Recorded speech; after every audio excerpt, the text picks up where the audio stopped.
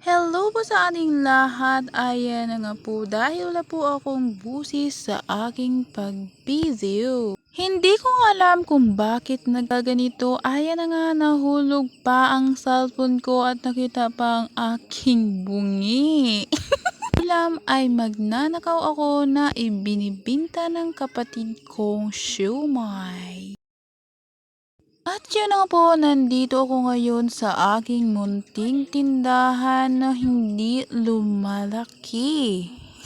Dito sa munti kong kubo ay nangangarap ako na sana ay aking mapapalago at dahil wala akong kakayahan makipagtrabaho sa ibang tao o mangamuhan. Nasubukan ko nga noon mangamuhan o magtrabaho sa ibang tao pero parang naiibahan ako at hindi ko talaga kayang magtrabaho. Sumasakit ang aking mga Yun nga po ay hindi ako nakakatayo ng matagal dahil namamaga ang aking paa o nagiging kulay violet na parang itim.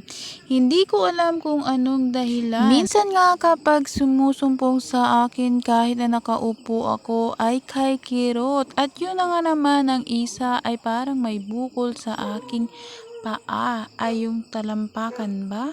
Tama ba? Noon nag-aaral pa ako ay hindi ko talaga siya pinapansin kahit na mayroon akong nararamdaman na sakit o nakikita ko na nangingitim talaga at namamaga at nahihirapan ako sa paglakad. Sinasabi ko nga sa aking mga classmate noon ay hindi sila naniniwala. Ang sabi nila baka daw ito ay natapilok lang ako kaya namamaga. Yun na nga ang sabi ko sa kanila, hindi naman ako bata na hindi ko alam kung nadapa ba ako o ay natapilok ang aking paa. Kaya madalas ko na lang iniisip na ganito na talaga ako. Yung nakaraang taon nga ay naoperahan ako sa ubari dahil na naman sa bukol. Uy! Kaya kapag mayroon akong nararamdaman na kakaiba sa aking katawan ay iniiyak ko na lang. Uy! Iniiyak. O kaya ay tinatawanan.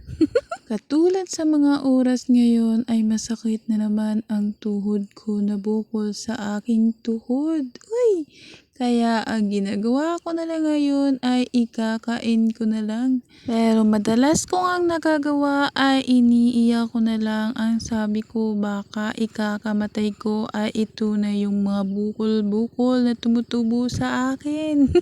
Nung naoperahan nga ako ay ang daming nagtaka na para daw wala talaga akong sakit. Kasi nga daw lagi akong nakangiti at nakangisi. Pero sa mga panahon na iyon ay lagi kong sinasabi sa aking ina na mayroon akong nakakapa sa aking tiyan o parang may pumipitik-pitik sa aking tiyan. Ay napabiro ang aking ina na baka buntis ako. Uy! Sino kaya? Kasama ko.